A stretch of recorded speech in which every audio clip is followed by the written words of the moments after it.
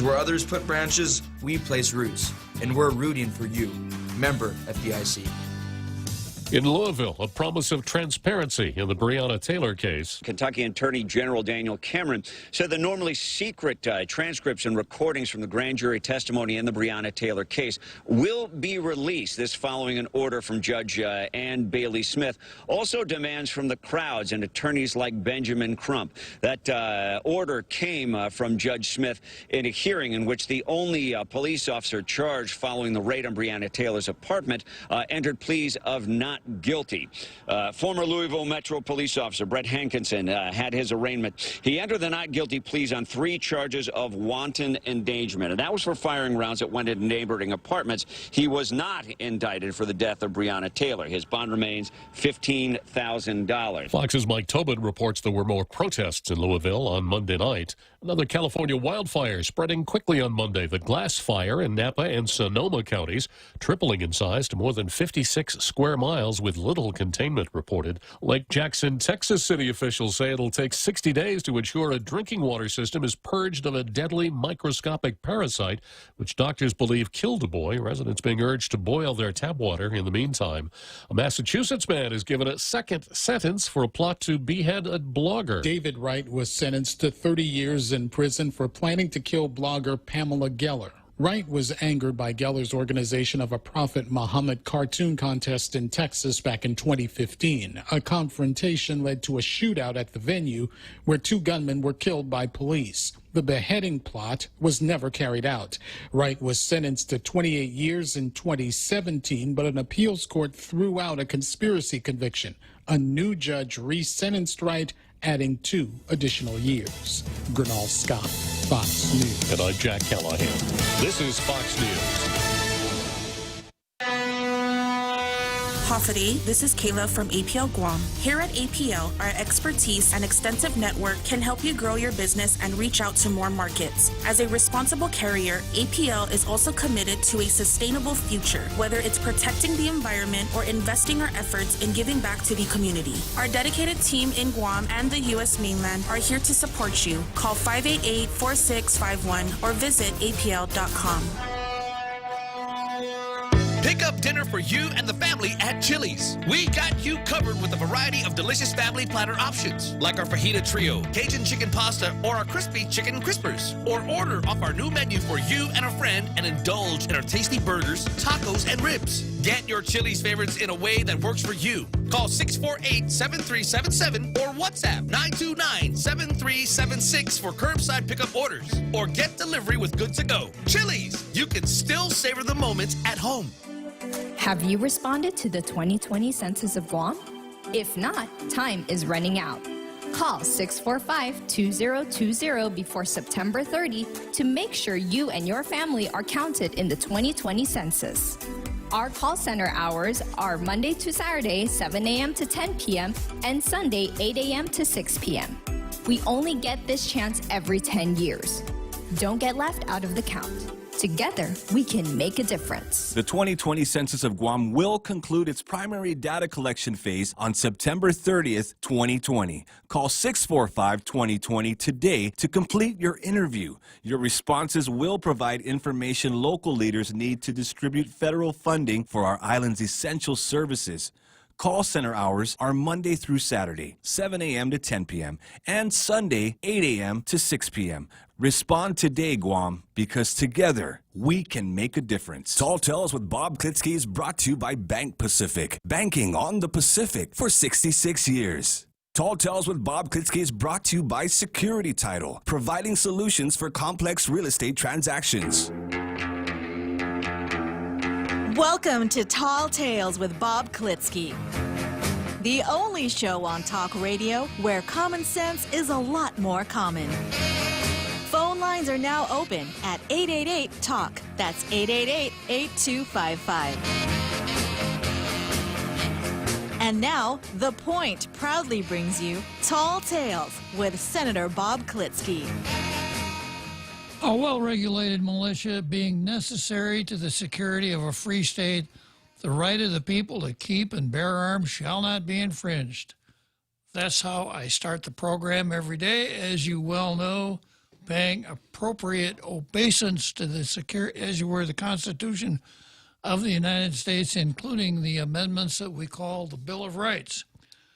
If you are looking for a good conservative echo chamber, you have found it. If you're not, you should be, because that's where we are. Okay, I'm going to start out once again with Zemi Ikotny.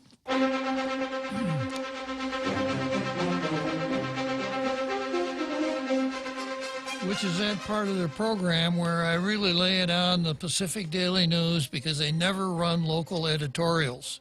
Today being no exception.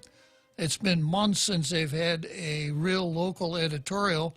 They seem to be content to run boilerplate from USA Today and the Gannett News Service about stuff that really most of the time has little impact on us here on Guam, as opposed to running actual local editorials dealing with subjects that we're all very interested in, which is the strong point of their competition, the Guam Daily Post.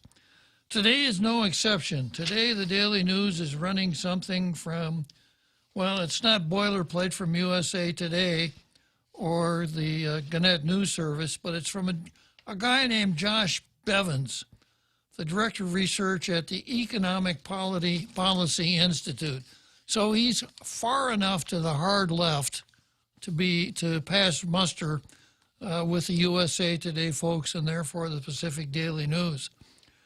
The editorial starts out, economic inequality in the United States is real and deeply damaging to the living standards of the vast majority of the families. So you can already see where this editorial is going to go. What we need to do is have government programs that redistribute wealth. That's what the country really needs. So I won't waste your time with a lot of that kind of drivel. I'll go to the final page of the article. The penultimate paragraph starts out in typical lefty fashion. Top tax rates should be raised, and taxes on capital incomes should be pushed much closer to taxes on labor income, and so on. And the last paragraph, the real obstacle to this agenda, this leftist agenda, is not finding the perfect technocratic policy design. It's raw political power. The real innovation we need is a genuine social movement dedicated to a more equal economy.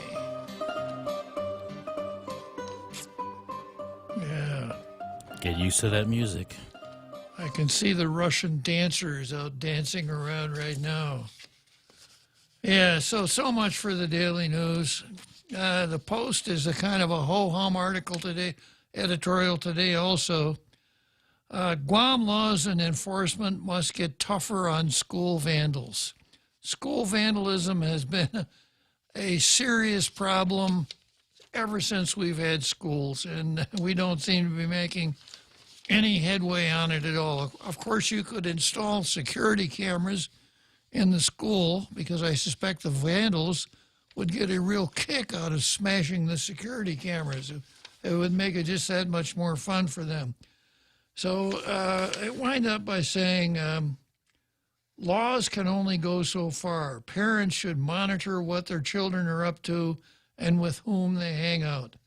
They must take that responsibility now rather than wait for their children to be arrested and charged and for parents to foot the bill for the damages. Vandals will not learn if the message is that they can get away with their crimes. True enough, true enough. I just want to make a comment on vandalism, and that it is in a class by itself when it comes to criminal activity. If we're talking about robbery or burglary, we're dealing with property. And the property leaves the ownership of one person and becomes the possession of another. but society in general doesn't lose the use of that property. If I have a bush cutter and it's out in my carport and the local thief comes along and steals my bush cutter and takes it somewhere and sells it to somebody else, society, the people, still have the use of that bush cutter. I don't, but somebody does. That's not good. But it's not as bad as the vandal who comes along and sees the bush cutter and gets a concrete block and just smashes it to pieces so that it's no good to anybody. That to me is much more serious than theft and robbery. And when we catch vandals, we should treat them that way. They should spend a fair amount of time at the Crossbar Hotel as punishment, because in a sense, their vandalistic acts are punishing society. So I'd go for an eye for an eye, a bush cutter for a bush cutter in this sense. I don't think that it's going to happen. I think when we catch vandals, so often they're very young, under 21, under 18. Anyhow, that's the Post editorial for today. Definitely not Blue Star material. So I go from there to the card. And this is what I have on the card. I've got the president of the university. I'm going to refer to him as Christ, as though maybe his first name is Ivan rather than Thomas. Wow. But Christ versus conservative clergy of color. This was on the card yesterday as Thomas L. Christ versus Tall Tales. And the L, of course, stood for lefty. But I don't know. I'm kind of at sea with myself. Is it more appropriate to call him Thomas Lefty Christ or I Christ? When he was a kid, he was precocious. And he learned the alphabet up to I, when he was kindergarten. But then he stopped. He never went any further. When he got to first grade, his teacher said, "Tommy, you know the alphabet up until I, but you don't know any letters after that. Why is that?" "Well, teacher, I don't think I'll ever need them, so why bother?" Did you get the unabridged version of that letter? Yeah, so, and yesterday I booked it on the card as Thomas Lefty Christ versus Tall Tales because he said, "We who live in Guam," as you were, he said, "anyone who despises that slogan, Black Lives Matter, is declaring that they think black lives do not matter." And, you're kind of on his bad list if you don't swallow the Black Lives Matter Kool-Aid. He said, "We who live here in Guam, where memory and experience of discrimination and oppression is as alive as anywhere, should be especially in tune with the idea that black lives matter." So that's why yesterday it was as you were, it was Thomas L. Christ versus Tall Tales. Today it's I Christ versus conservative clergy of color. Next item on the card is Bois and the Woman's Chamber versus Joe San Augustine. And then I've got Ray Topaznia versus the legislature. Father Mike Cruz versus activism. Tall Tales versus the Supreme Court. Crozio versus Mertz, etc. Father Mike Chrysostomo? Yes. I think you said Cruz. Oh, my bad. Unless there's another one. I don't think so. No. Let's strike that. Let's make it Father Mike Chrysostomo. They both start with C. There you go. Yeah. All right, so let's see. I've got a caller here on our Carl already.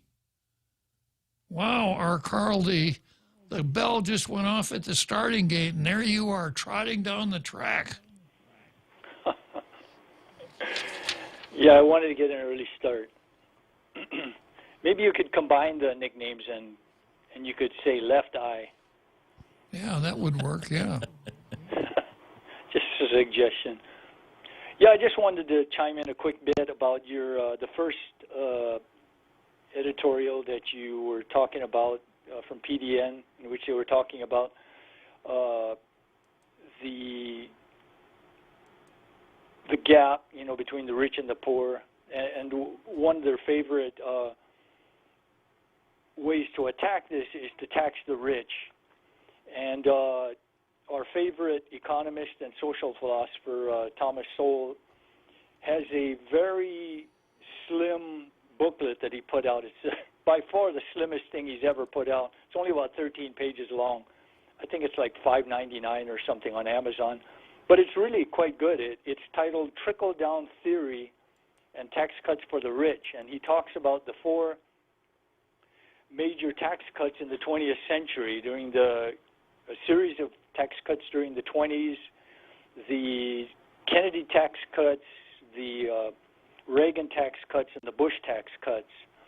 And oddly enough, after each of those cuts, revenue went up, which is counterintuitive, but there's a very simple explanation for that. And we can understand it by looking, for example, at the Kennedy situation. When John F. Kennedy came into office, the top marginal tax rate, I believe there were 23 marginal rates, and the top one, all money earned above $200,000 was taxed at 91%.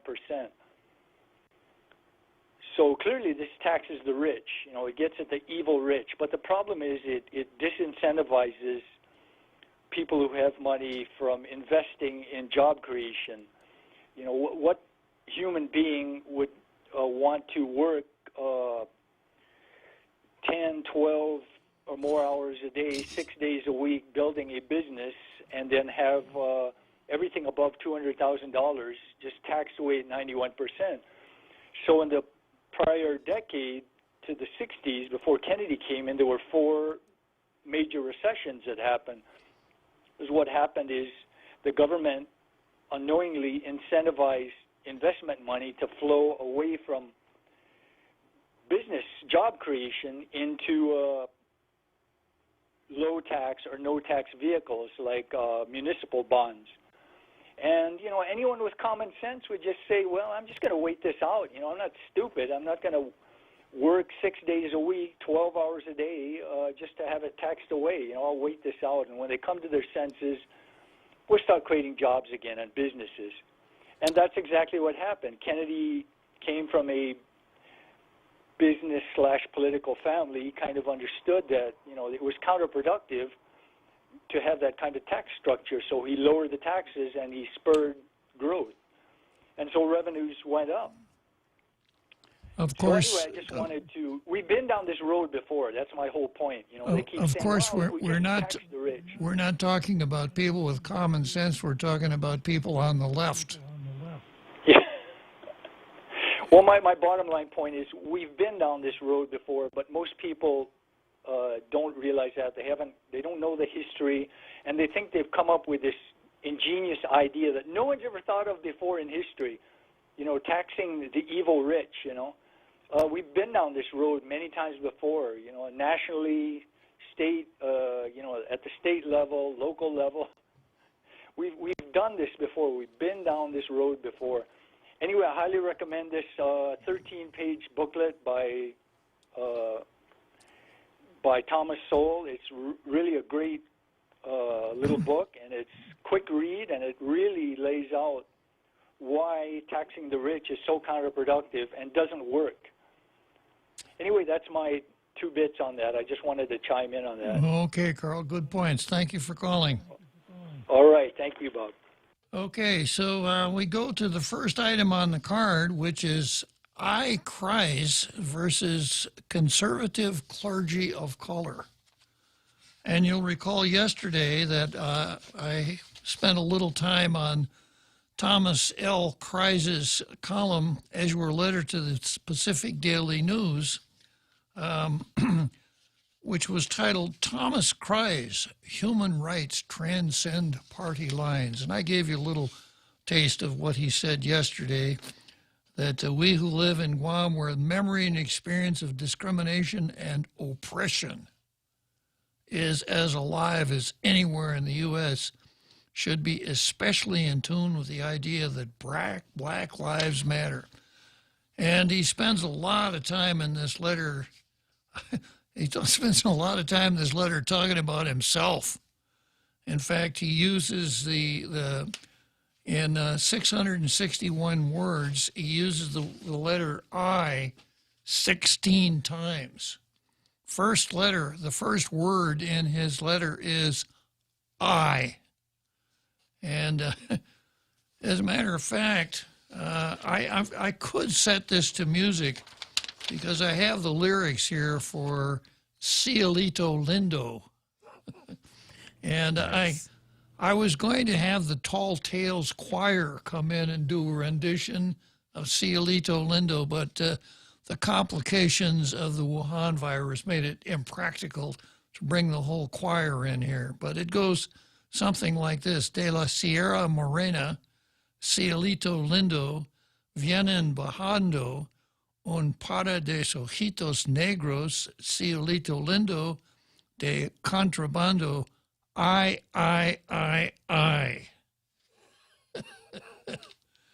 So it's titled Cielito Lindo, and then in English it's for Thomas Cruise, as you were, Thomas Kreis, yeah. The Thomas Kreis song, I, yeah. So I spent a fair amount of time on that and pointed out that if you know, I've had people say, Bob, you use the term virtue signaling on your program a fair amount of time. What does that mean? And I explain it's a form of showing off whereby your words, you try to show everybody what a fine person you are and how admirable you are and what good characteristics you have, even though all you're doing is making noise with your mouth. And if there were ever a good example, a working example of what virtue signaling means, it's Thomas L. Kreis's letter to the Daily News in yesterday's paper. And he says, Black Lives Matter is not a slogan of a party. It's a plea and a demand for equal justice under law. Anyone who despises that slogan, that Black Lives Matter, is declaring that they, he's got his vocabulary right, think Black lives do not matter. So he's really beating the drums here for Black Lives Matter and what a great organization it is and how great he is, how racially, totally devoid of any sort of racial intolerance or racial prejudice or racism, etc.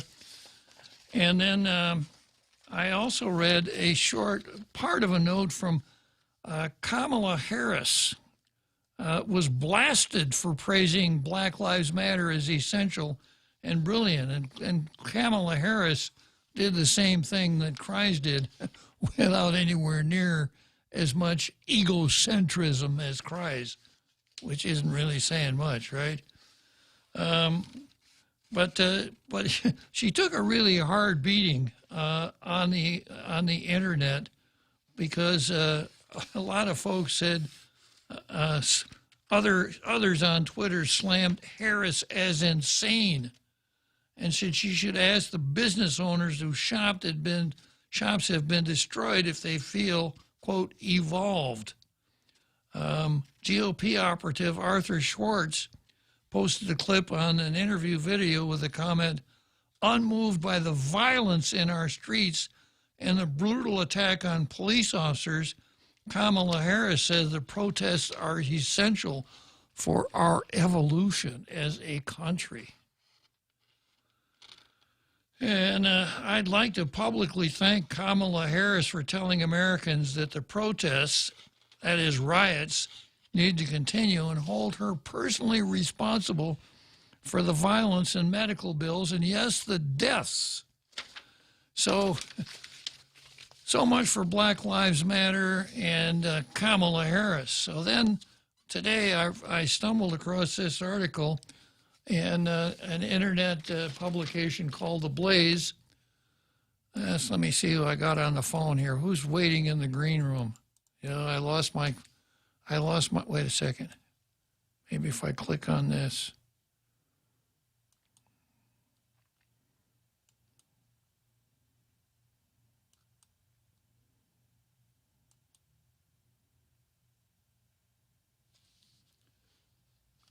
Yeah, I think I got it. I've got Rob Marco. Okay. Good afternoon, Rob Marco. Hi, good afternoon, Mr. Bob Klitzkie. How are you today, sir? Doing really well, thanks. Yourself? Oh, not too bad. So I'm calling to, thanks for asking. I'm calling to discuss this Ray Tapasna. I see there's a retroactive pay that he's fighting for from 2011, 2013, which was legally rescinded in 2015, and he still wants it. He still wants it. The public auditor says he's a liar. How can we trust someone in such a, leading position who is ignoring a law or a court order, especially when everyone's suffering? So I'd like to get your opinion, Mr. Klitzkie. Sure. As it turns out, Rob, it's on the card, and I've got two items here right after the one that I'm dealing with now. The first one is Bois and Women's Chamber versus Joe San Augustine, which deals with Mr. Tapasna. And then the second one is Tapasna versus Guam legislature. So I'm going to spend a little time with Ray Tapasna, if that's okay. Sure. But I'm not quite finished with the president of the university now. I want to make sure I finish that one up, okay? Yeah, just to give you my aspirations, I'm the guy that wants to be the president of UOG, if not the governor of Guam. And my slogan is our executive order Guam into fiscal surplus. Okay. Gotcha. But I got to get signatures. So anyway, I look forward to hearing your view on Ray Tapasna, who seems to be who is self-serving right now. He's just serving himself. It's ludicrous. Okay, Rob. Well, we'll pick it up and we'll deal with it next. Okay. Thank you, sir. I'll be listening. Thanks for calling. Okay, we'll take a short break here. Come back to the university. The Extra Point with Jerry Roberts of Guam Training. Hi, I'm Jerry Roberts, and every day on The Ray Gibson Show, I get to comment on the incredibly diverse, fun, challenging, sometimes frustrating, often exciting, but always interesting world of work. I hope you'll be there with us. You can find daily transcripts of The Extra Point at GuamTraining.com. Tune in every weekday morning at 7:20 for The Extra Point with Jerry Roberts. Brought to you by Guahan Insurance Services and First Hawaiian Bank on 93.3 The Point. Okay, Google. Hi, Bixby. Open the Point app. Opening. Live stream, on demand, swap stations, check out the visual radio. Get the free app, available on Google Play or go to thepoint.gu. Tall Tales with Bob Klitzkie is brought to you by Horizon Properties, doing real estate since 1978. 14 years here on Guam. Call Maria Miller from Horizon Properties at 777-7792. Welcome back to Tall Tales with Bob Klitzkie, Guam's single voice of reason. Call now, 888-TALK. That's 888-8255. So here I am back again with I Cries versus Conservative Clergy of Color. And I have an article from the Blaze website. Coalition of Black Pastors rips Kamala Harris for celebrating, quote, brilliance of Black Lives Matter founders.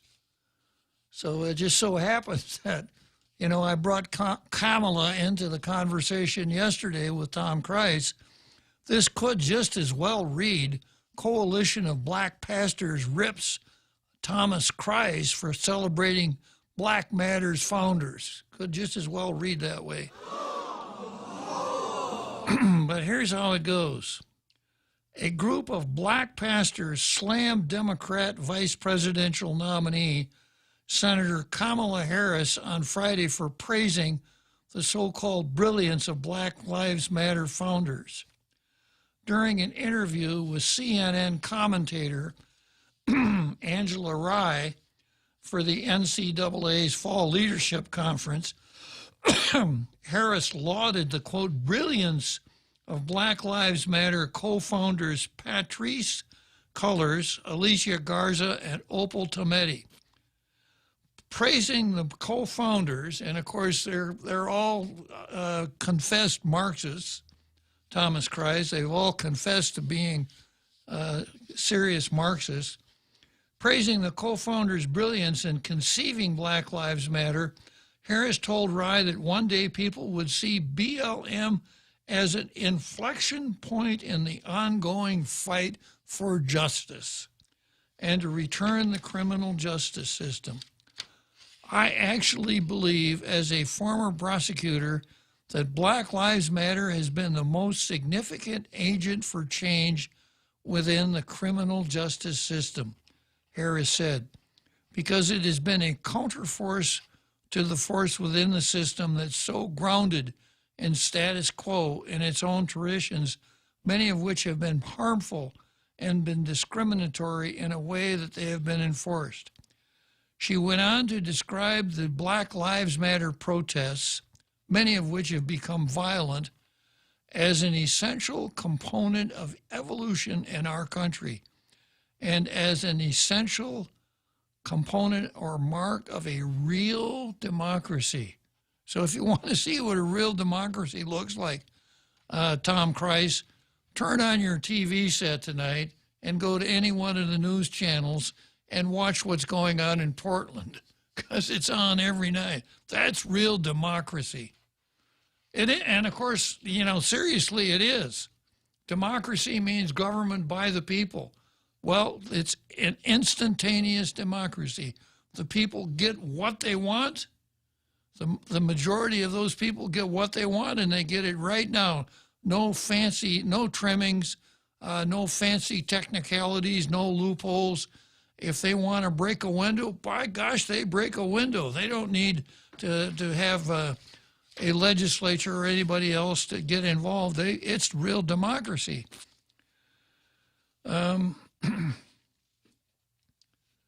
Harris went on to describe the BLM protests, many of which become violent, as an essential component of the evolution in our country and as an essential component or mark of a real democracy.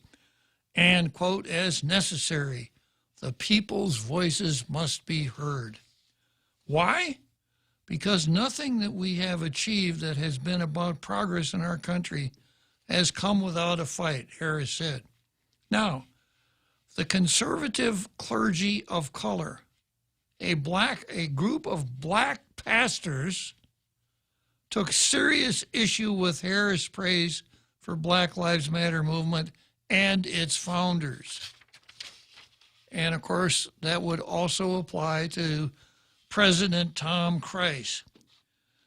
Here's what the pastor said. It's extremely disheartening to see a U.S. senator and a candidate for vice president give such high praise to a group that is trying to destroy our country. This is Pastor Shines. As you were, Bishop Aubrey Shines. Does Senator Harris not watch the news? Does President Christ not watch the news? Has she not seen the businesses burning, the livelihoods that have been wrecked by the organization? How about it, Tom? The pastor asked. People are terrified, but we have to praise the organizers because it's the cool thing to do. Yeah, boy, he nailed it, didn't he? It's the cool thing to do. It's as though he saw the Sunday Daily News and saw a clear example of it's a cool thing to do. Come out and virtue signal and tell how great you are and how much you support Black Lives Matter. People are terrified, but we have to praise the organizers because it's the cool thing to do. Shines went on to point out that BLM has recently tried to scrub much of its more insidious agenda from its public face. As the Blaze reported last week, the group was caught removing anti-nuclear family and cisgender content from its statement of beliefs. Yeah, they went in there and they stopped telling the truth about themselves. Until recently, these people made no secret about their agenda.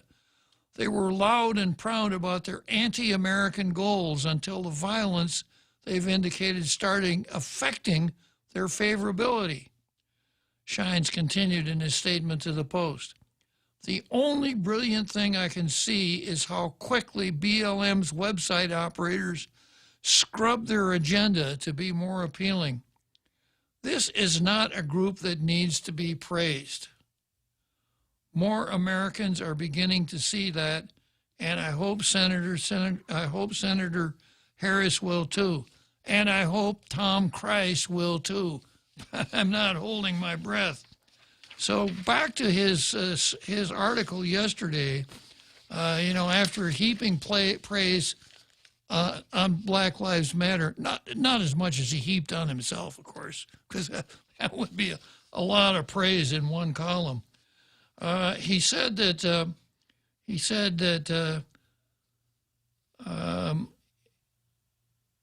Humanities Guahan has also hosted a series of conversations on these topics as a community response to the Black Lives Matter movement.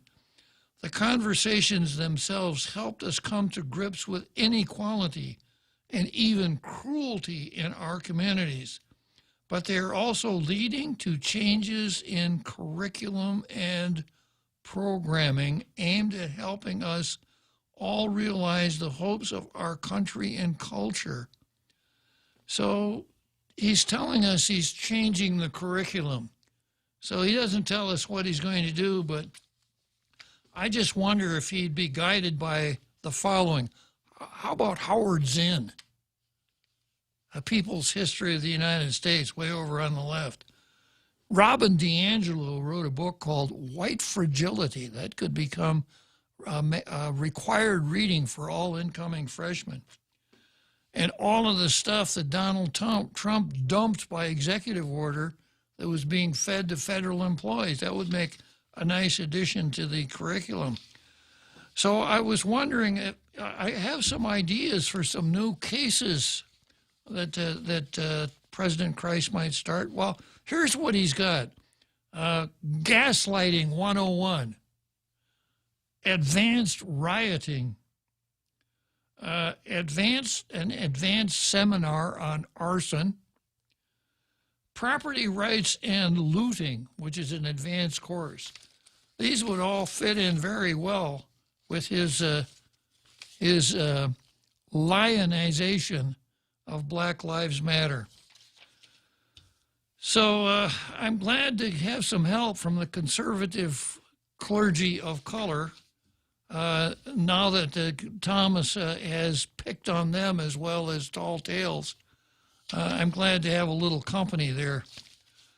Okay, next item on the card is bois. Can you give us a translation for bois, Tony? Jose? I'm sorry, Jose, yeah. Similar profile. That would be the Bureau of Women's Affairs. All right. So this is Bois and Women's Chamber versus Joe San Augustine. Roundtable over Gura raises goes on for over 3 hours. Gura Deputy Director Liz Napoli defended she and Director Ray Topazna had nothing to do with it. Ray and I aren't the ones that initiate. Employees don't initiate their performance evaluations. That's an HR function. So even when it happens, it's like, oh, really? We have to get a performance evaluation. That's something I think about. That's not something he and I planned. It's something initiated by HR. So she was following through on her mandated duty. So I would like everybody out there to know that this is not something coming from the director. NIH initiated. Someone was doing her job. The board members were doing their job.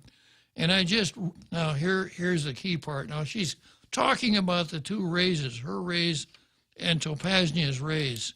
So she's telling us here, don't blame me. It's the HR folks that are responsible for this. And she goes on to say, someone was doing her job and the board members were doing their job when they gave them a raise. The board members were doing their job. And I just really take offense to all the disparaging remarks made against the board members and our staff who are just doing their jobs. She took offense. I bet the members of the legislature at that hearing they probably wanted to recess for a little while to regain their composure after Elizabeth Napoli informed them that she took offense to that. The Gura board last week did not vote to rescind the pay adjustments because it would go against the agency's rules and regulations, which are different from other government agencies. Of course. Yeah.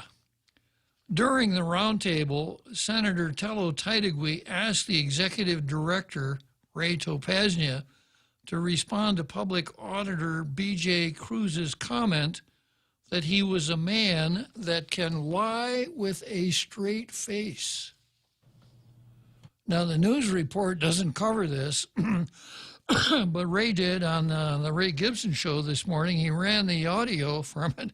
So when that happened, when Tello asked that question to Topaznia, saying, how about this, Ray Topaznia, Joe San Augustine, the chairman of the committee, Janella'd Tello. He muted her. Janella may be gone, but she's not forgotten. So deny. Exactly. He muted Senator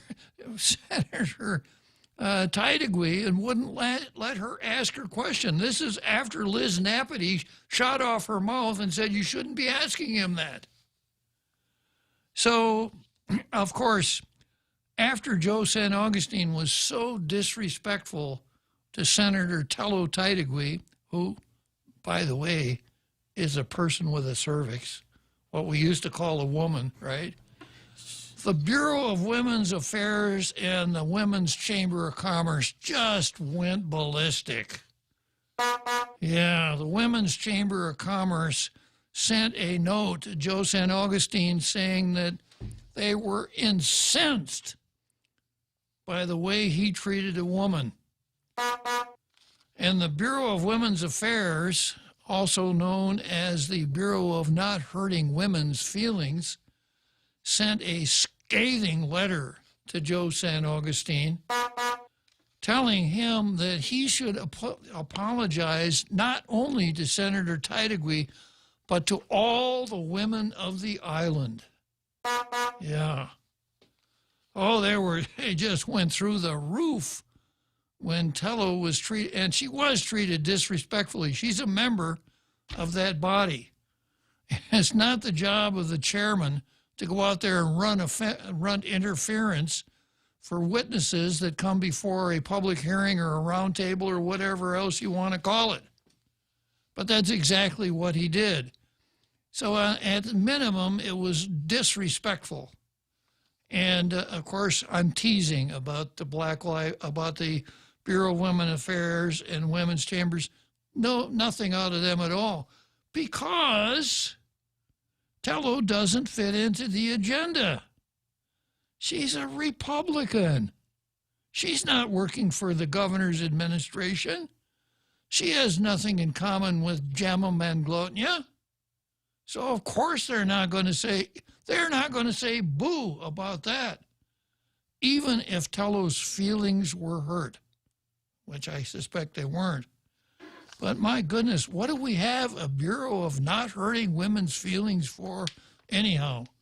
Just to go out and find an abortionist? Which is about the only thing that I know Jane Flores has tried to do since she's been the director of the Bureau of Women's Affairs. You'll recall that during the first year of the Leon Guerrero administration, halfway through, they had a serious emergency. They'd gone 6 months and there'd been no reported abortions. So the governor was quite taken aback by that, and she assigned Jane Flores, go out and see if you could find an abortionist somewhere here in the mainland, whatever, to come to Guam. We've got to get our numbers back up. I guess this foreshadowed the treatment of treatment of the numbers when the Wuhan virus came along. Next item on the card is Topaznia versus the legislature. And this is a story that ran in the Post. Okay, let's take a short break here, heading up to the big halftime show. Time is running out. The last day to respond to the 2020 Census of Guam is fast approaching. Call 645-2020 to respond before September 30. Our call center hours are Monday through Saturday, 7 a.m. to 10 p.m., and Sunday, 8 a.m. to 6 p.m. This is your chance to influence the decisions made for the next 10 years. Don't get left out of the count. Together, we can make a difference. Okay, Google. Hi, Bixby. Open the Point app. Opening. Live stream, on demand, swap stations, check out the visual radio. Get the free app, available on Google Play or go to thepoint.gu. Tall Tales with Bob Klitzkie is brought to you by Mezcla. Mezcla Chamorro Fusion Bistro and Mezcla Dos are open for takeout and delivery services. More details, call the Hagåtña location at 479-2652 or Mezcla Dos Upper Tumon at 646-6295. Get your Mezcla fix at the comfort of your home.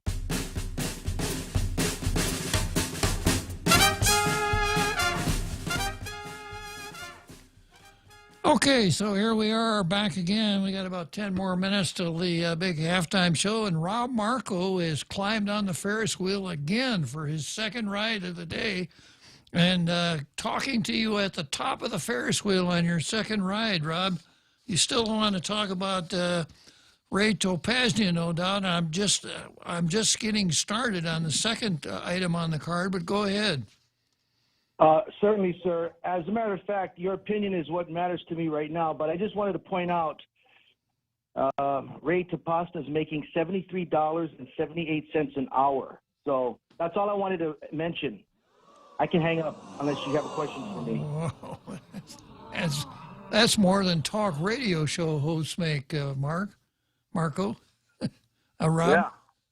That's a right. That's so big I'm bucks. gonna hang up because that's big bucks. So I'm gonna hang up, let you talk, so I can just listen. Okay? Okay, Rob. Thanks for calling back. Thank you, sir. Bye bye. We're in the wrong business. I guess so. Yeah. So let's see. I left off with Tello, and now this is a story that ran in the Post. Senators should stop salary Topaznia. Senators should stop salary increments during COVID.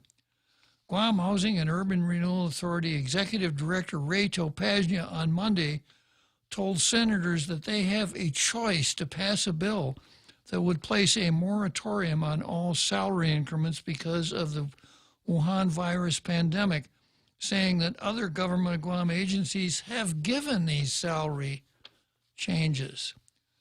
GURA was the subject of Monday's 3-hour legislative roundtable for, among other things, ratifying on September 11 a 4% salary increment retroactive to January for Tapasnia and one other official. Quote, "Everyone wants to point fingers at me," Tapasnia said at the roundtable, which he had requested. "And quite frankly, if what you're saying is no one is entitled to a salary increment because thousands of people are suffering, then I really recommend that the Guam legislature pass a law or talk to the governor about implementing or signing an executive order that says no salary increments are going to be processed and moving forward because of Wuhan virus." Now, this is what we would call a false equivalency, sports fans. He's saying you're all upset because the GURA board gave me a salary increment. But the way to fix this is for nobody to get a salary increment, if that's what you're concerned about. And what he's talking about, for those who don't understand government of Guamese, most people who work for the government are classified employees. They're career employees. Directors are appointed by the governor, confirmed by the legislature. They're at-will employees. The governor could fire Tapasnia tomorrow for a good reason, a bad reason, or no reason at all, and he'd be gone. And ordinarily, directors don't get salary increments, but as we found out from the earlier item on the card, the rules for GURA are different. Except when they're the same. Yeah, right. So, and the big difference between the other government of Guam employees who got salary increments, they weren't at a meeting with the public auditor, B.J. Cruz, when the public auditor advised the GURA Board of Commissioners and Tapasnia that they should not give Tapasnia a salary increase. And they did not, after that occurrence, come out and say that the salary increment was at the recommendation of the public auditor, causing the public auditor to come back and say, Ray Tapasnia is a liar, and he lies with a straight face. So going back to Marco's question here, the public auditor, and this is pretty much out of character for B.J. Cruz. B.J. Cruz's comments are usually non-inflammatory, quite measured, diplomatic, etc. So when he comes out and says somebody is a liar and he lies with a straight face, for B.J. Cruz, that is significant. That would be significant no matter who said it, but this is the public auditor. This is the guy who's supposed to make sure that all the money we spend is properly spent in accordance with the rules, etc. So he comes out and says, Tapasnia is a liar, and then kind of gives him a compliment by saying he can lie with a straight face. Maybe this sets him up for another career, maybe the CIA or the diplomatic service in the State Department, or World Poker Tournament. Yeah, World Poker Tournament. Yeah, right. You can lie with a straight face. Oh, I got a really weak hand here. Yeah. Yeah. So that's a big difference between Ray Tapasnia and the other employees in the government of Guam. But he's got a solution. Everyone wants to point fingers at me, Tapasnia said. And quite frankly, if what you're saying is no one is entitled to a salary increment because thousands of people are suffering, then I really recommend that the Guam legislature pass a law or talk to the governor about implementing and signing an executive order It says no salary increments are going to be processed moving forward because of Wuhan virus. Wow. You know, if he weren't at Gura, he might have a career in Hollywood as a script writer, because most people can't make this kind of stuff up. You have to have a pretty good imagination to come up with this kind of stuff. So, looks like I got a caller on the line that wants to make his mark. I think I can get him in just before that big halftime show, so you can make your mark before the show, Mark. Hi. Hey, Judge. So, the other guy, Marco, called in. I just wanted to point out also that Dr. Kreis makes $100.96 an hour. Wow. And that doesn't include all the extra benefits that he makes. Yeah, but he's such a great writer, right? Yeah. That's he's trying to shut off his white privilege. Yeah. Good point. Well, thanks very much for. Us tomorrows, like me and you, we don't care about white privilege. That's for sure. T importante, like. Okay. Thank you, Mark. Yeah, so this is a solution then for Topaznia's problem, that we just need to make sure that nobody gets a salary increment, and he won't get a salary increment. End of problem. Okay, let's break for the big halftime show. I'll be back in about 7 minutes with a little bit more of Topaznia versus the legislature.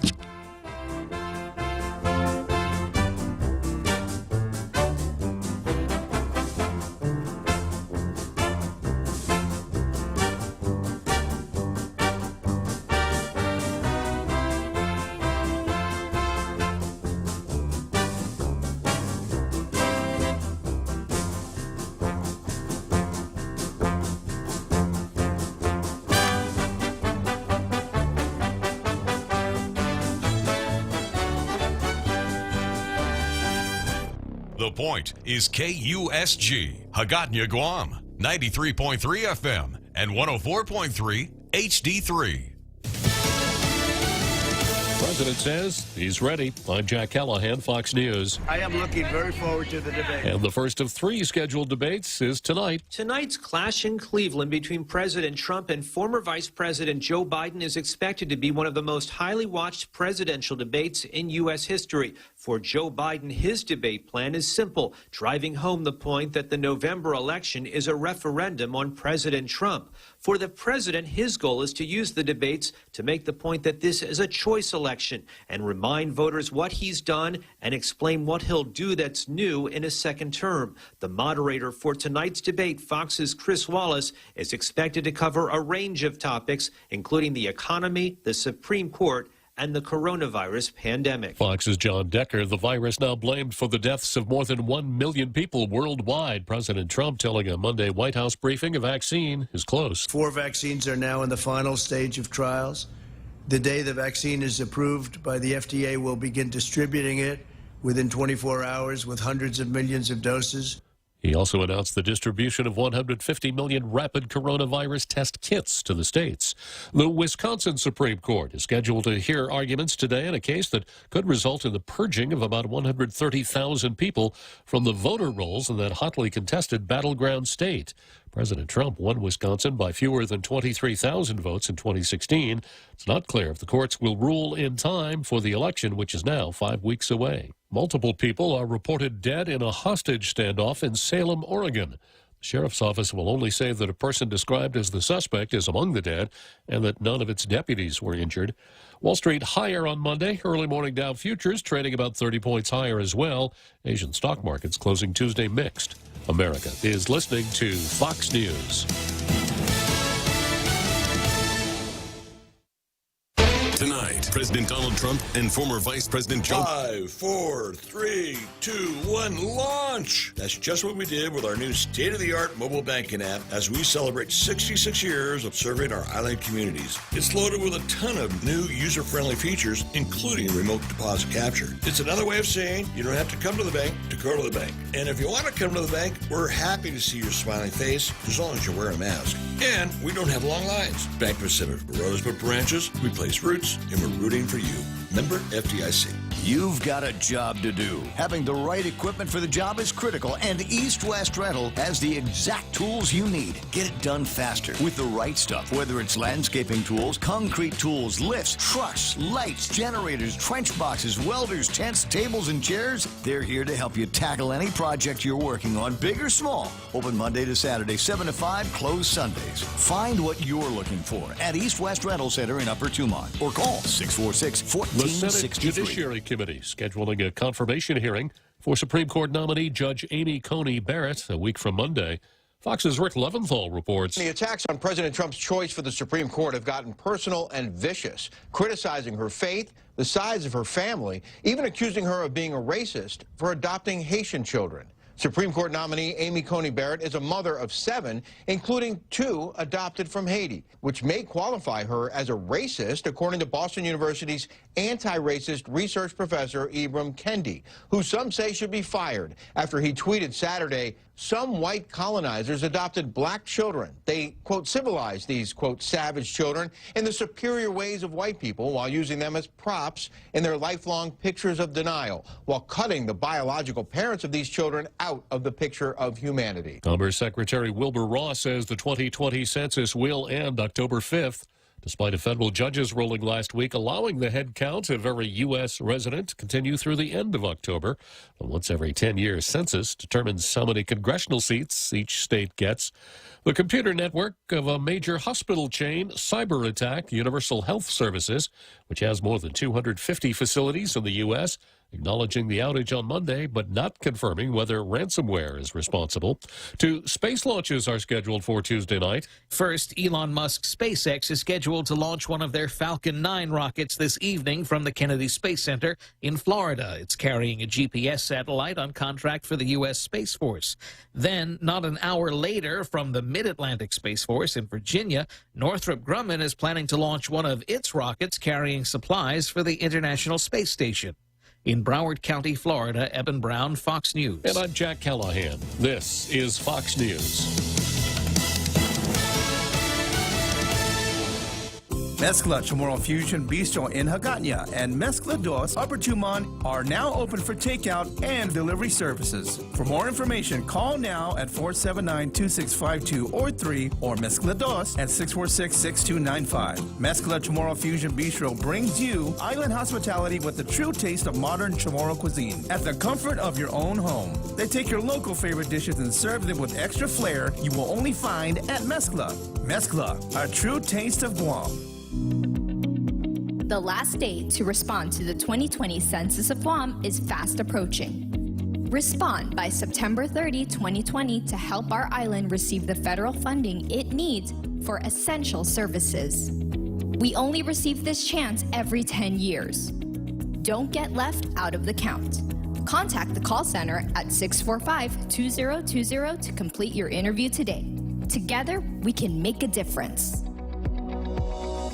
Pick up dinner for you and the family at Chili's. We got you covered with a variety of delicious family platter options, like our fajita trio, Cajun chicken pasta, or our crispy chicken crispers. Or order off our new menu for you and a friend and indulge in our tasty burgers, tacos, and ribs. Get your Chili's favorites in a way that works for you. Call 648-7377 or WhatsApp 929-7376 for curbside pickup orders. Or get delivery with Good to Go. Chili's, you can still savor the moments at home. The 2020 Census of Guam will conclude its primary data collection phase on September 30th, 2020. Call 645-2020 today to complete your interview. Your responses will provide information local leaders need to distribute federal funding for our island's essential services.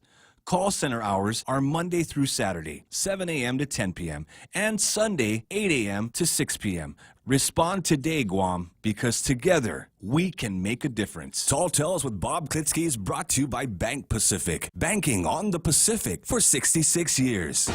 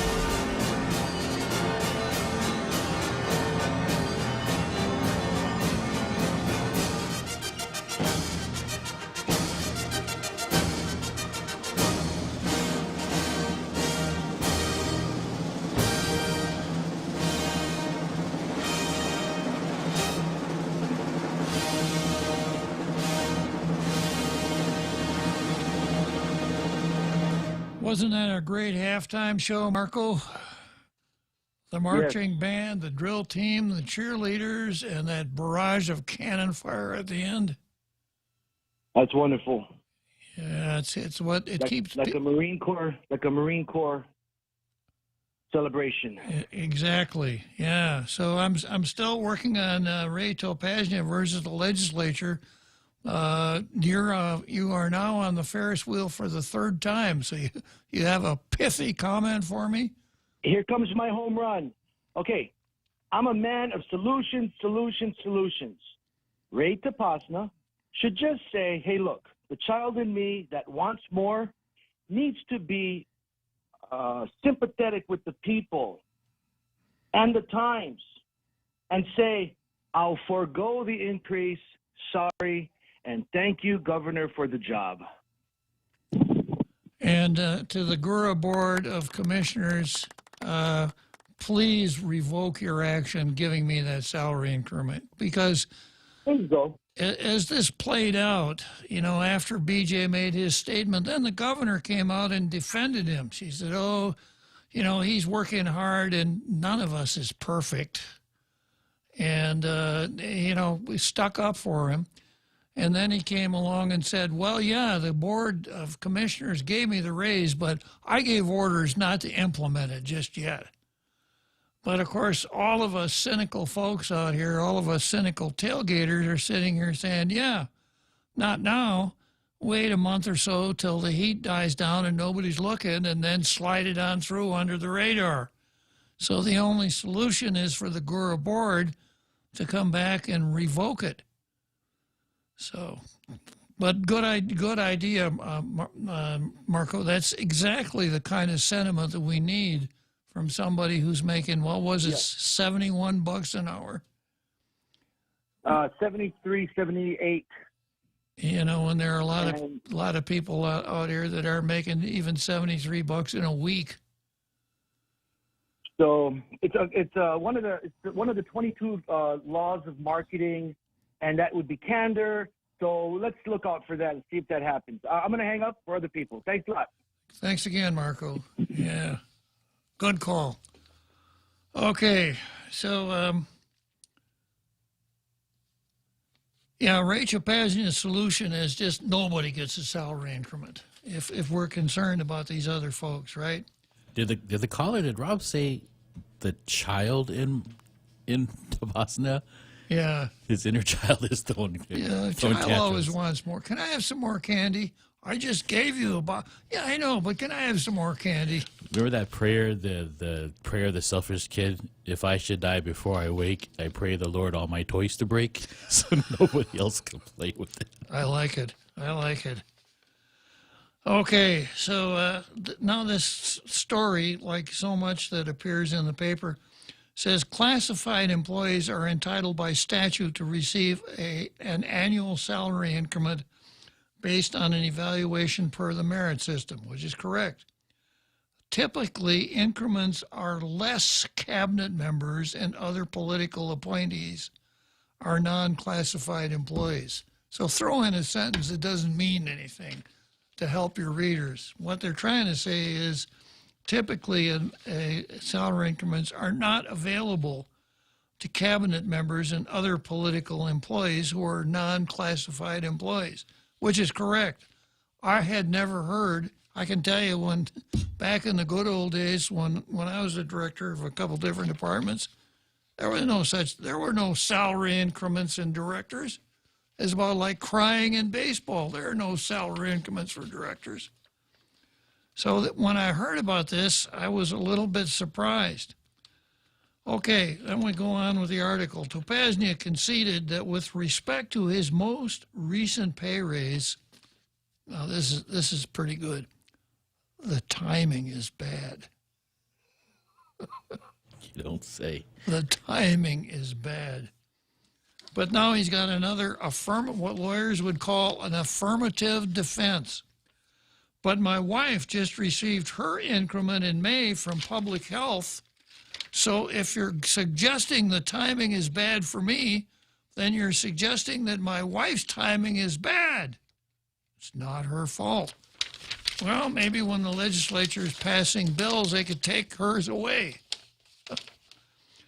Yeah, if you're suggesting the timing is bad for me, then you're suggesting that my wife's timing is bad. It's not her fault.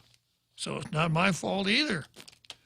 He said before saying that senators may also be describing other Guam employees' salary increment as bad timing as well. So it's one of those, everybody else is doing it. I'm not doing anything different than what anybody else did, so it's okay. Senator James W. Moylan, what does the W stand for again, Jose? Woke. James W. Moylan at the roundtable asked Committee on General Governmental Operations Chairman Senator Joe San Augustine that his Bill 403 be publicly heard. Moylan's bill seeks to prohibit salary increments and the authorization of retroactive payments for unclassified agencies heads during a declaration of a public health emergency. Sounds pretty good to me, Jim. And along the same lines, I don't like to talk about myself a lot on the show here, Jose, but I'm going to do my Rush Limbaugh imitation here. I don't like to talk about myself, but this time I have to because it's about me. Well, the last time we had some of these exorbitant raises, I sat down at my snotty letter machine, or loaded the snotty letter software in my word processor, and put together a bill that, if it became law, would make the effective date for any salary increment, as you were salary increase granted by a board or commission, effective 90 days after it had lain before the legislature. So if that had been the law, when the Board of Commissioners had passed their resolution, the resolution would have gone to the legislature and it would not have been effective for 90 days, giving the legislature to change the law if they want to. So I sent that to all of the members. Clint Rigel introduced it, and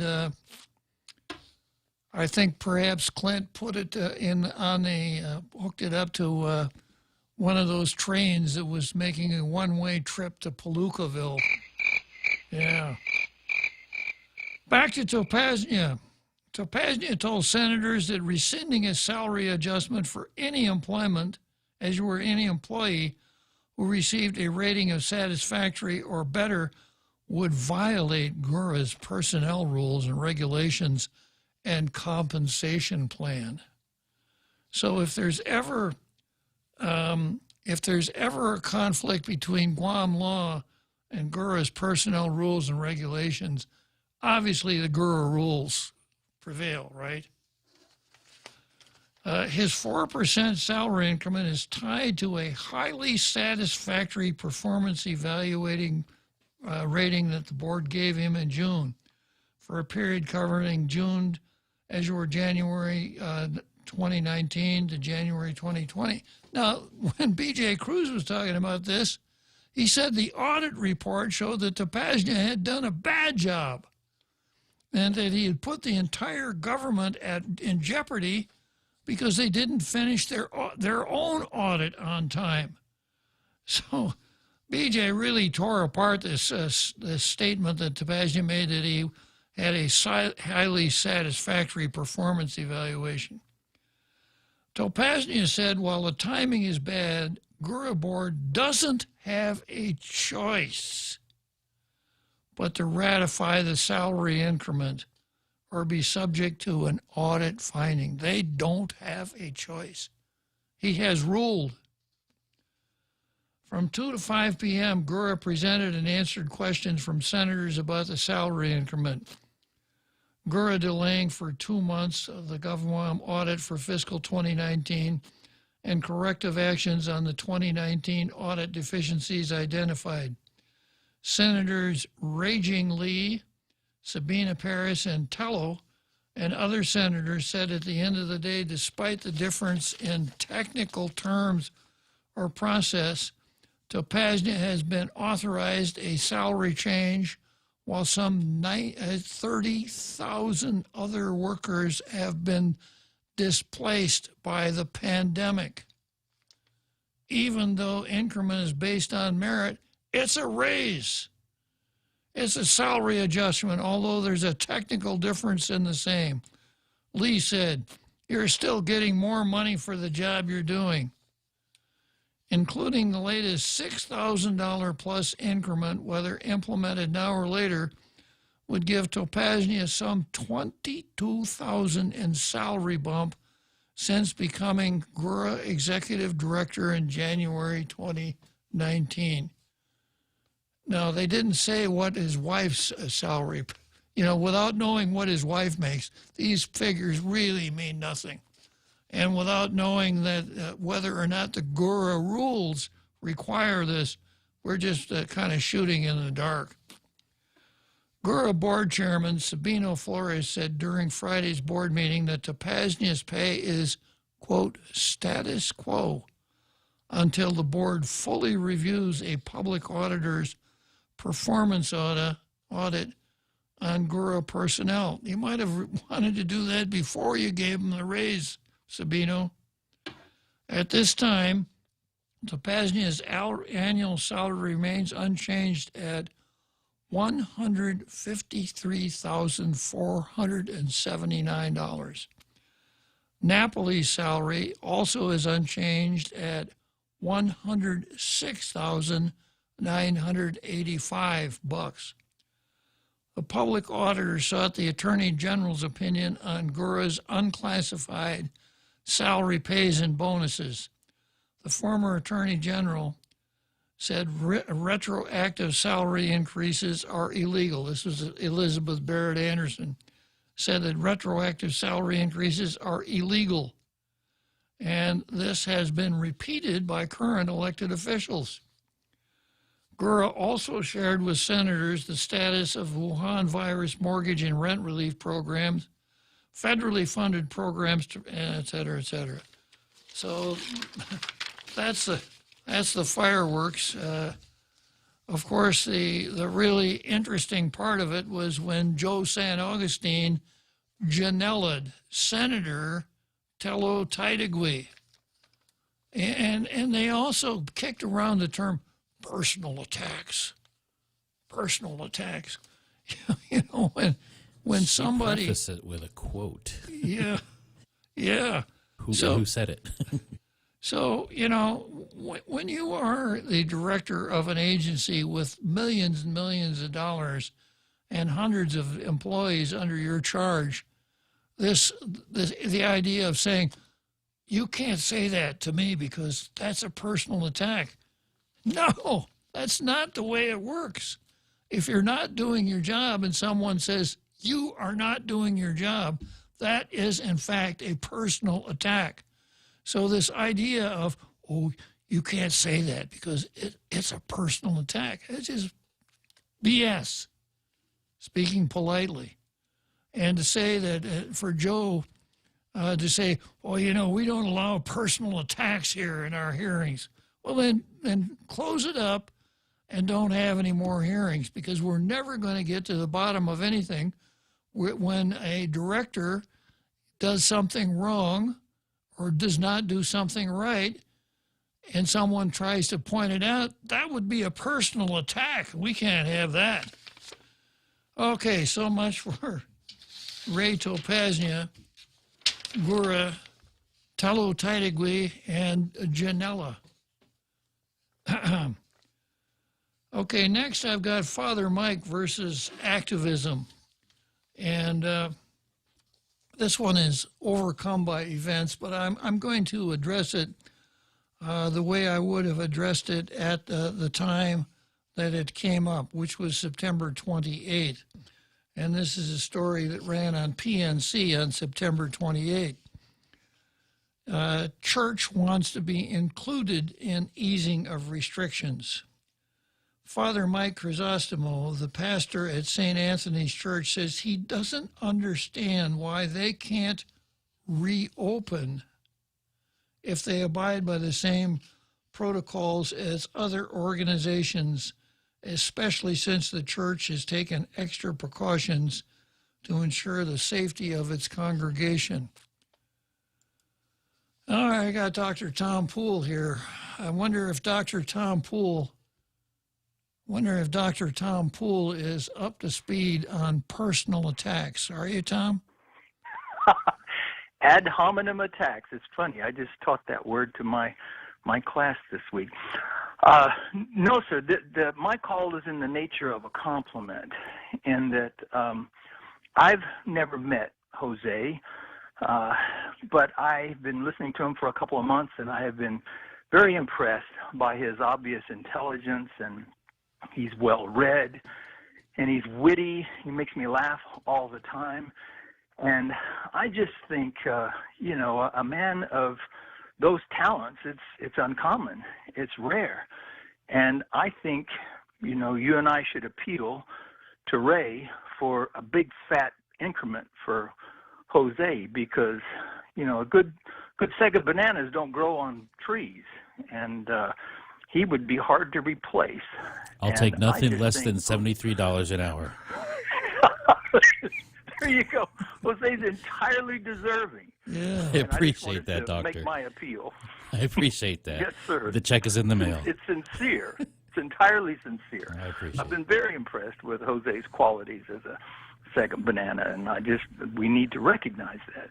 Yeah, I can't argue with anything you say, and I think if Jose were given the opportunity, he'd probably even get a little bit of a laugh out of what you just said. No, the maniacal laugh. No, it's entirely sincere. I've just been so impressed with Jose.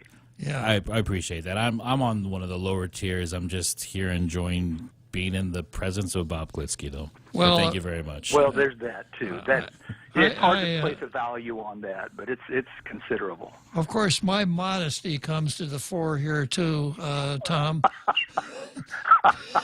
Yes, sir. And that is, the real Joe Cruz, Jose, they're both really good at what they do, but it is tall tales, and I know that's what you expect from me. Yes, sir. Thank you, Judge. Thank you for allowing me to vote on Jose's behalf. Okay, thanks for calling. Dr. Tom Poole, the first time Dr. Tom Poole called. Well, that's nice. That's awesome. Very much so. The first time he called, Jose put Tom Toole on the stack. So since you didn't start out like that, I guess you're doing pretty well, Jose. Quickly corrected that. Yeah. I'm going to have to learn Celito Lindo now. Yeah, part of join the choir. Well, congratulations. And Dr. Tom Poole hit the nail right on the head. You're doing a great job, and what's got to be one of the most difficult jobs on the island, that's for sure. All right, so back to Father Mike Chrysostomo. This is a story that ran on the night of the 28th on PMC, and It says, Father Mike Chrysostomo, the pastor at St. Anthony's Church, says he doesn't understand why they can't reopen. Well, if that's the vocabulary that he used, then I could help him with his lack of understanding. Churches don't open and reopen. A church is a place where religion is freely exercised. So it's not like a movie theater or a grocery store. In fact, and a lot of places, the churches never lock their doors. They're always open. The fact that a church is open is not the key. It's whether or not a church service is going on. What in the Catholic religion we call the Mass, which is kind of a word that in Latin, missa, means message. So the Mass is the message.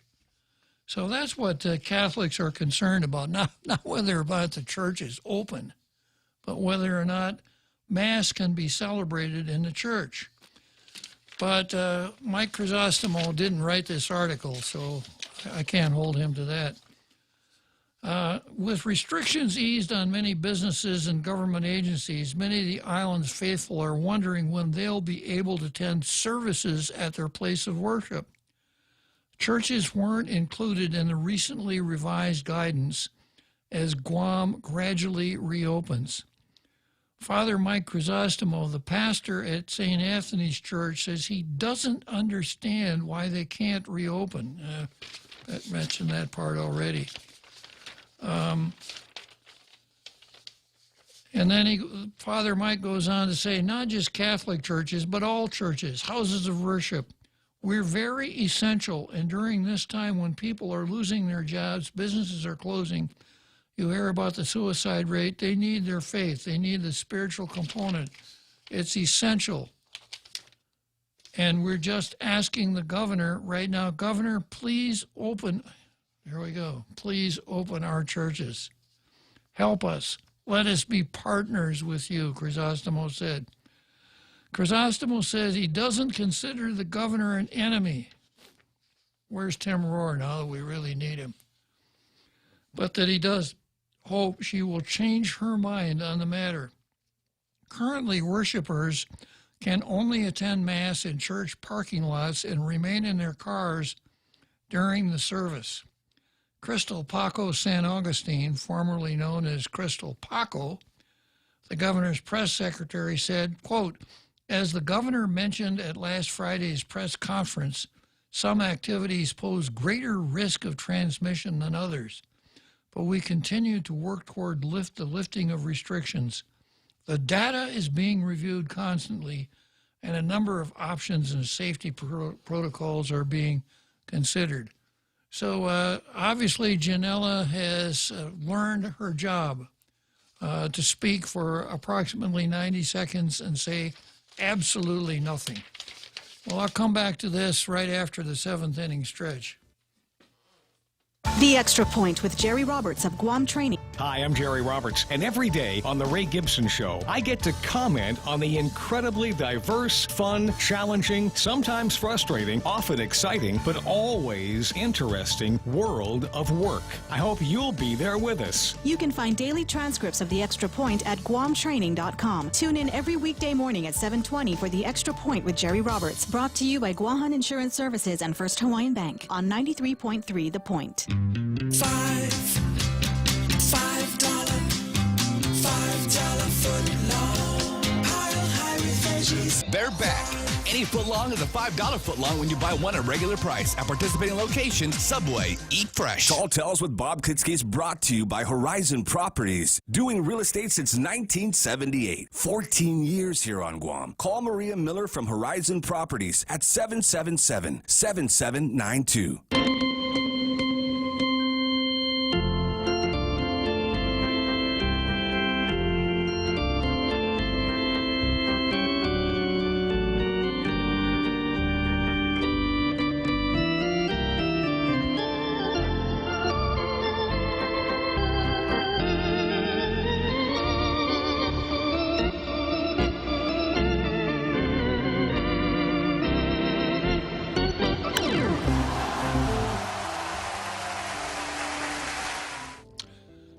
Okay, here we are, Wrigley Field, Chicago, the 7th inning stretch, and we go from Chicago straight back to Agana Cathedral. And Father Mike Chrysostomo. Father Mike also wrote a letter to the governor begging and pleading that the churches be opened. Not my choice of words. And I was going to pick up on that this afternoon. I still am going to, because, you know, the game, the 7th inning stretch, the game's not over until the last batter's out, right? So we aren't home free yet. The church should never be in a position where it's begging and pleading with civil authorities for anything.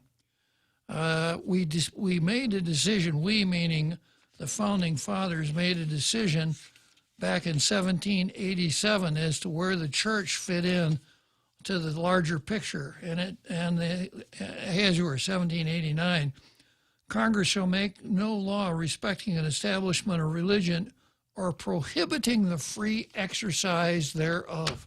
The free exercise thereof. I first started harping about this when Commissar DeNarcy denied the committee, what was it called? The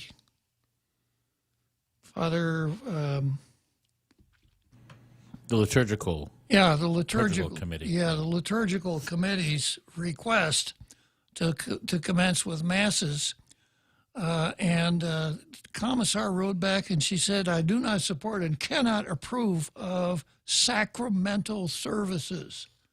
And the church should have blown that up immediately, because it's not, the government can never approve or disapprove of sacramental services.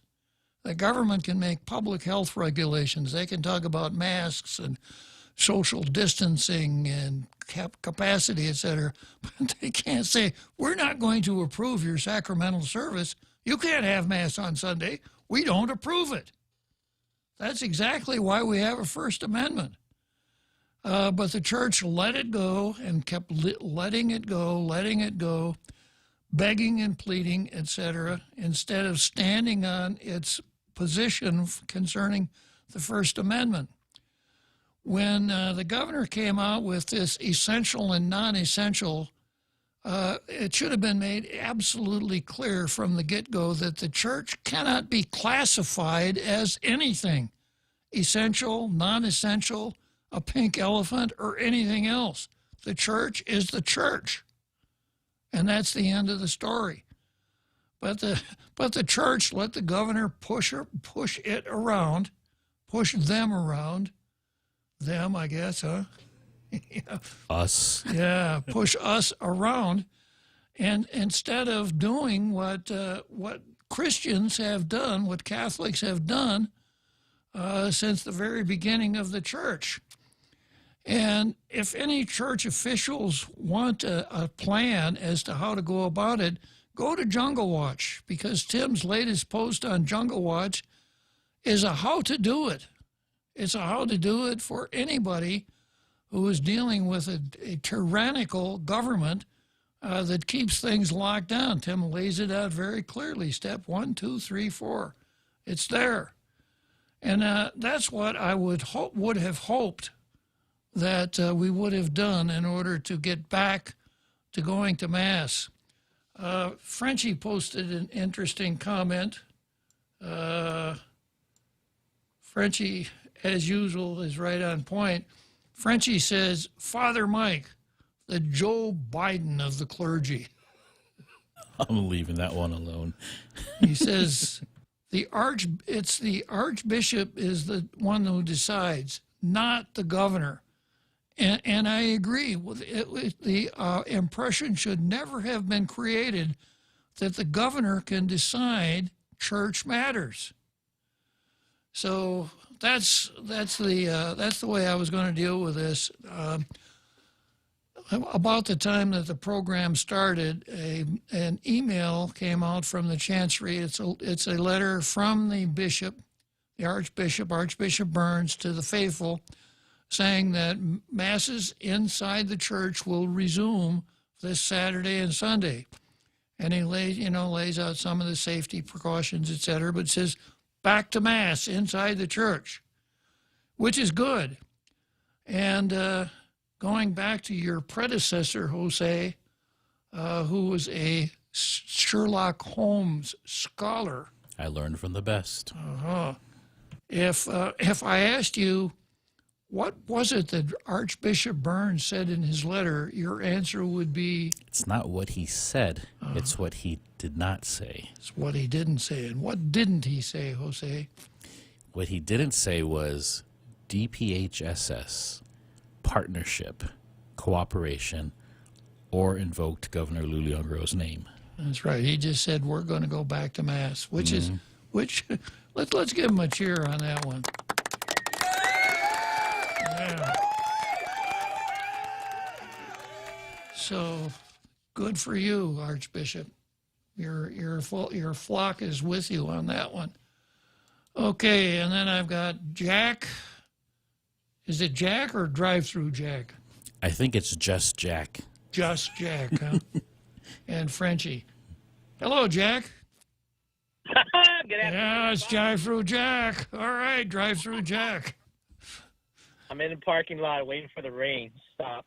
But anyways, I would just like to just urge both the governor and Archbishop Burns. There was a little mistake when you pointed to the Constitution and the First Amendment respecting the religion and what government should do. I should say that there's something that predates that, and that is what our Lord says. Render to Caesar what is Caesar's, and render to the Lord what is our Lord's. And I hope that Archbishop Burns is rolling with that. And, leave to God what is God's and leave to the government what is government. And I think we should learn from that. But I don't think Father Mike Cristostomo is the Biden of this issue. I think that president up at UOG is the Biden of this issue, because the way I read his article, he kind of said, if you don't agree with me, you ain't black. I think I heard that from somebody else. Pretty much, Jack. I heard that story. Yeah. So this comes from the same person that complained about not getting his that film Cuties from Netflix because he was not in the region. Right. Didn't understand how a VPN works. So I put a little credence in what he says, and he just reminds me of that university president a couple of years ago over at Evergreen State that that university went to, just went down the drain because of all this wokeness, non-historical babble that's been coming out. And so, like I said, history doesn't repeat itself, but it often rhymes. There you go, Jack. And it's beginning to rain really hard here. And I was listening to you last week. I'm sorry I didn't have time to call, and a little bit of this week. And I understand you're giving the late Justice Ruth a hard time, and we just have to remember that from here on out, whoever is the Supreme Court, new appointee, it will be a ruthless court. It will indeed, Jack. But we shouldn't be so hard on Justice Ruth because she needed another 4 justices to agree with her. So she's not, just culpable on her own. There's a few more we could throw in there. And, you're right. I think there's too much emphasis, not from anybody else, but she does deserve the recognition that she has, both negative and negative. Sorry, I'm positive. Well, you're on a roll today, Jack. I hope we have more rainy days. We're getting better performance out of our Jack.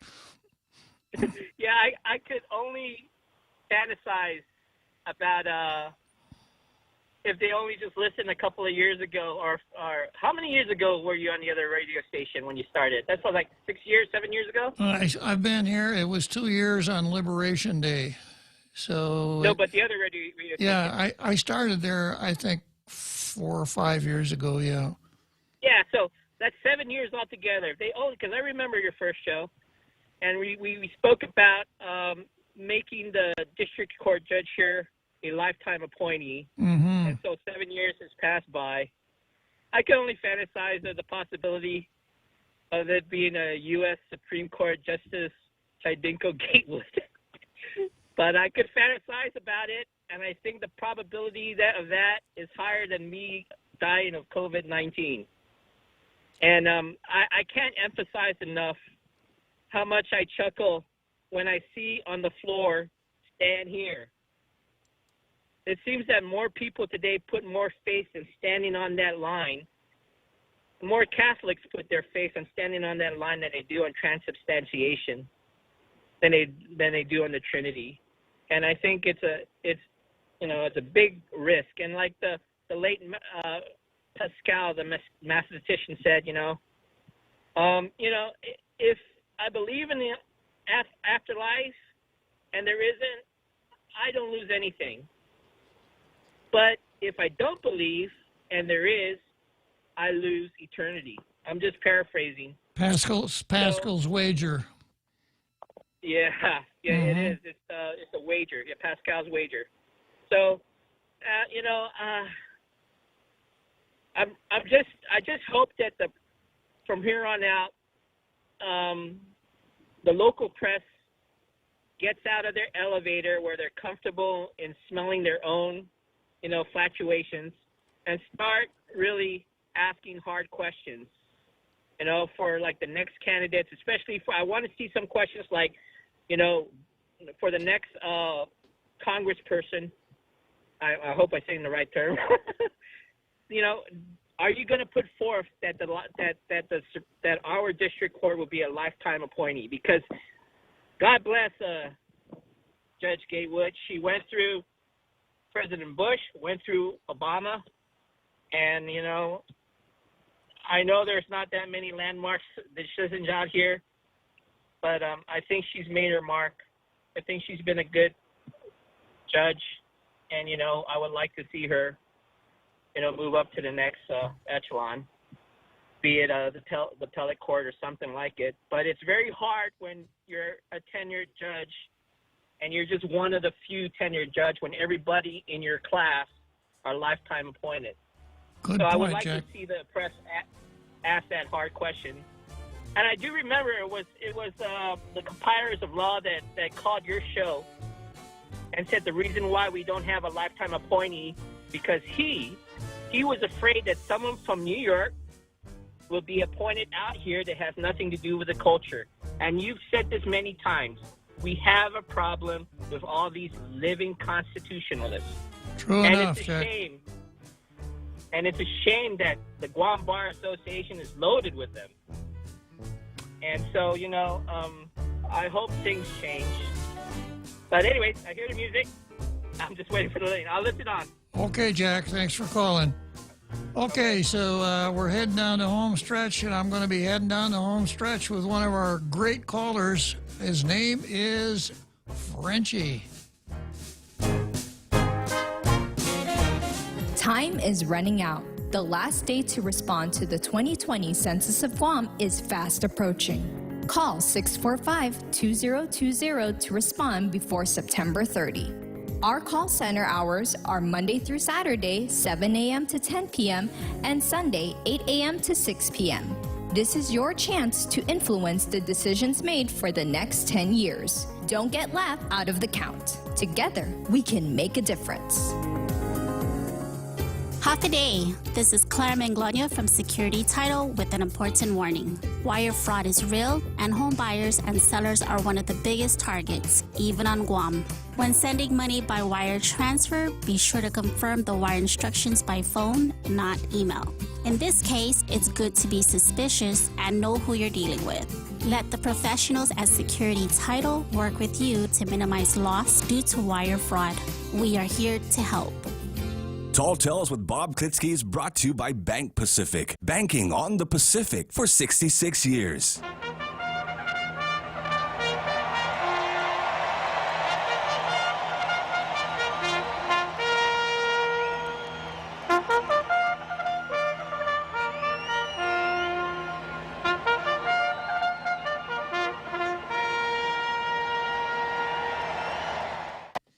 So here we are, heading down a home stretch here on Tall Tales. I got about 13 more minutes till the end of another interesting, exciting, elucidating episode of Tall Tales.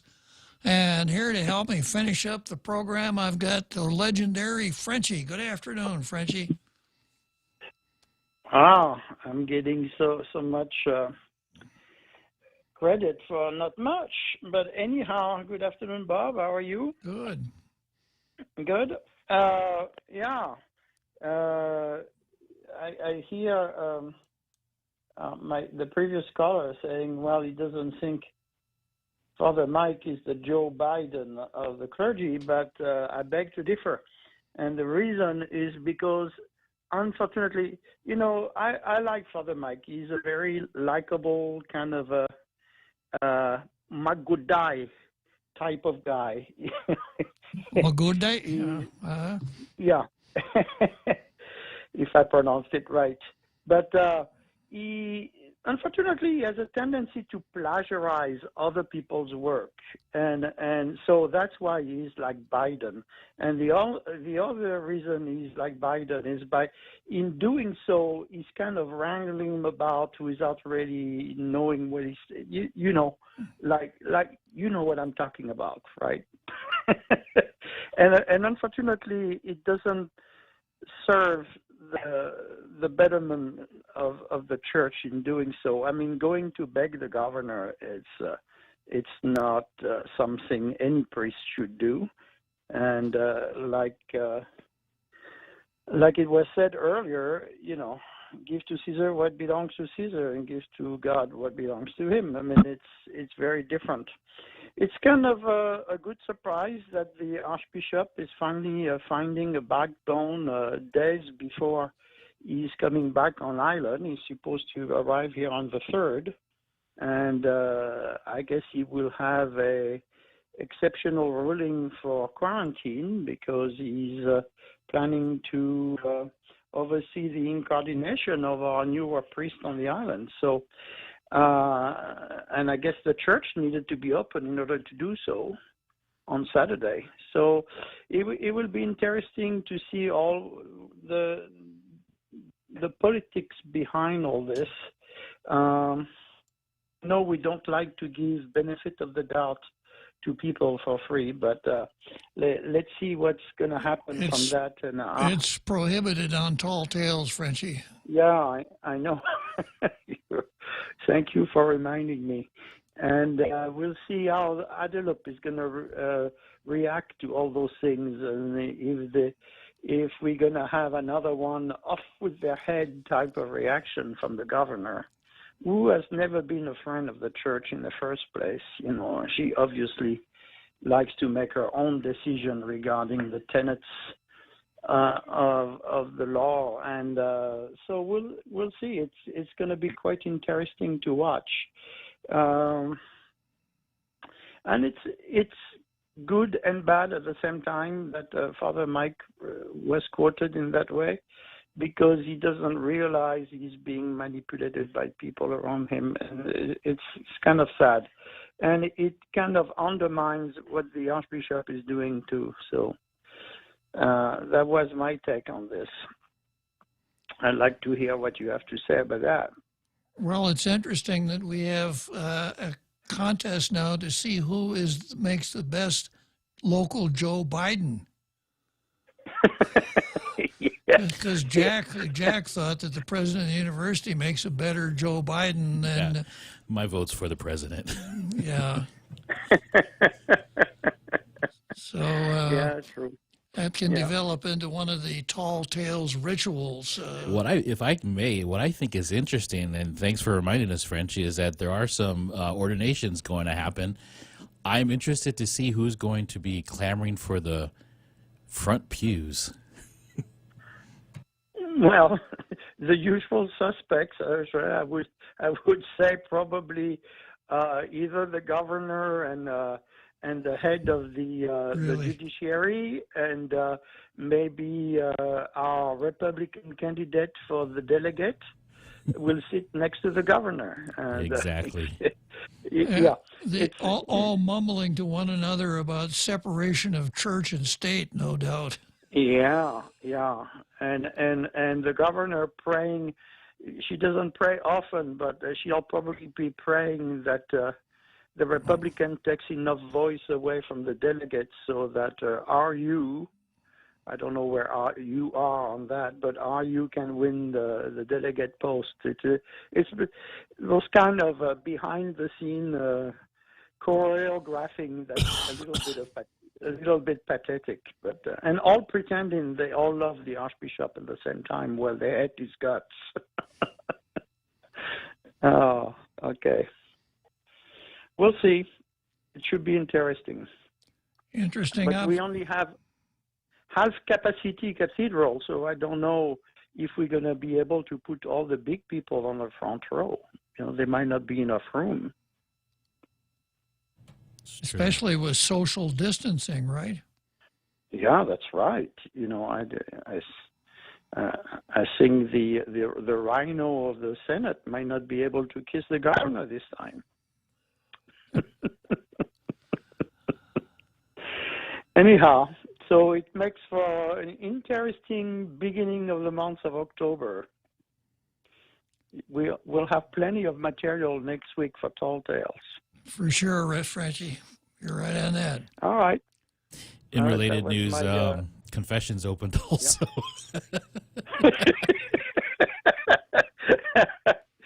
Very good, Jose. Just try to do my part. Okay, good talking to you, Frenchie. Right. So my next item on my calendar here on the card is Tall Tales versus the Supreme Court, but I saw something here in the Facebook comments that I want to spend a little time on because I suspect that I'm going to have to answer this question more than once. So I might as well get started.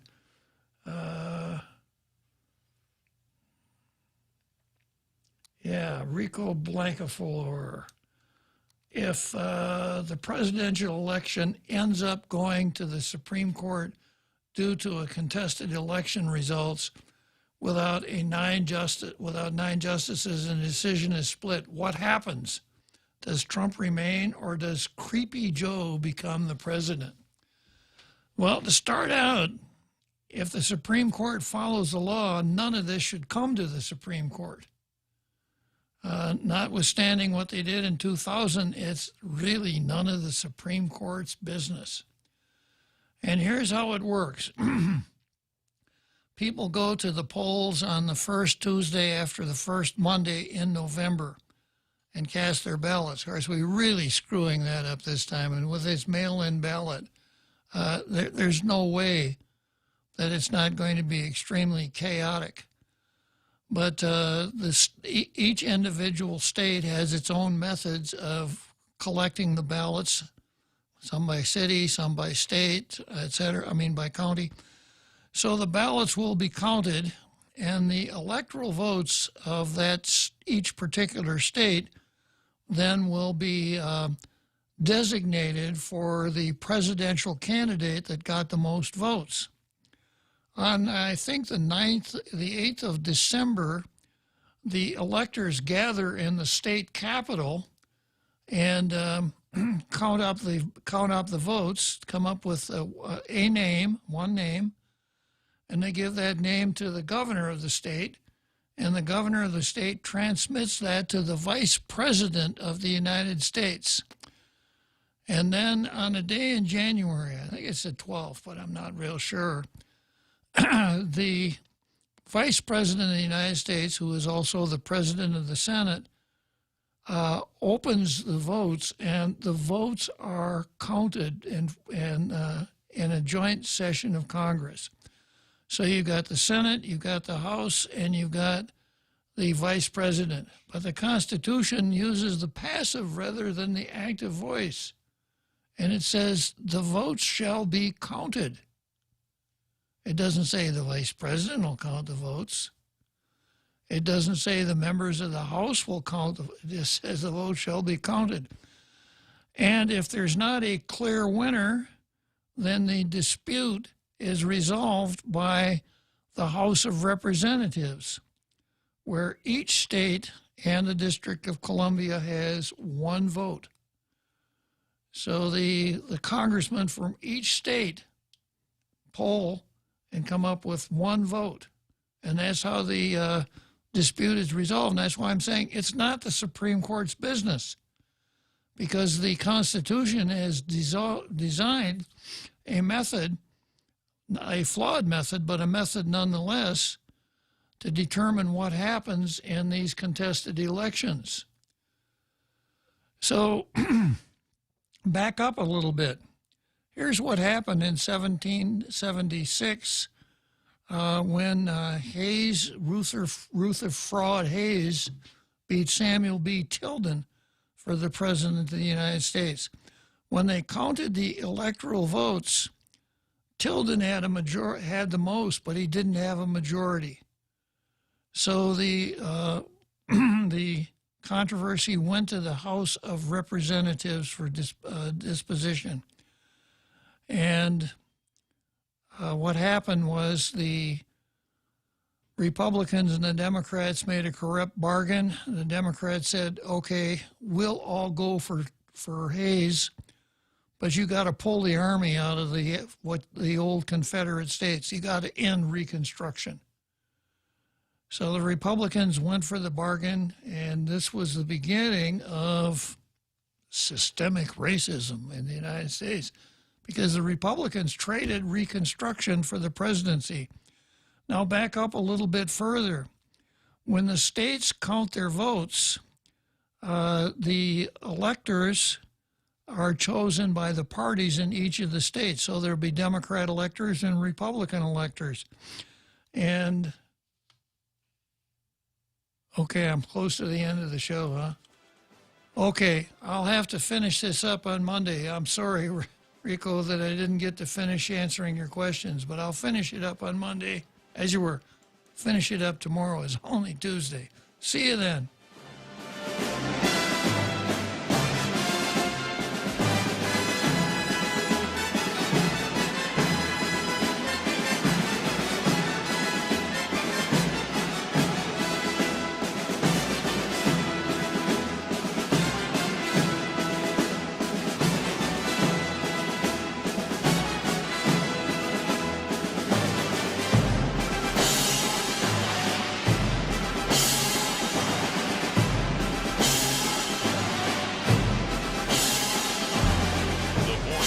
KUSG, Hagåtña, Guam, 93.3 FM and 104.3 HD3.